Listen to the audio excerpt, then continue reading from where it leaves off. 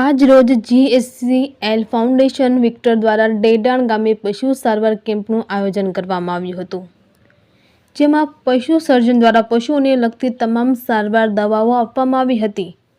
આ તકે GSL ફાઉન્ડેશનના શ્રી રમેશભાઈ મકવાણા, ડૉક્ટર રવિભાઈ સોલંકી, જીવાભાઈ મોરી, લક્ષ્મણભાઈ નાઘેરા, કિડેચાભાઈ, ડૉક્ટર કશ્યપ ત્રિવેદી, ભાવિનભાઈ સહિત ડેડાણ ગામના દરબાર શ્રી મહેશભાઈ કોટીલા, ભૂપતભાઈ કોટીલા, સરપંચ અલારખભાઈ, પૂર્વ સરપંચ નટુભાઈ રાઠોડ, દશરથભાઈ જાની સહિત આગેવાનો આ કેમ્પમાં સાથે રહીને પશુઓની સારવાર કરવી હતી। રિપોર્ટર મોહસિન પઠાણ, ખાંભા।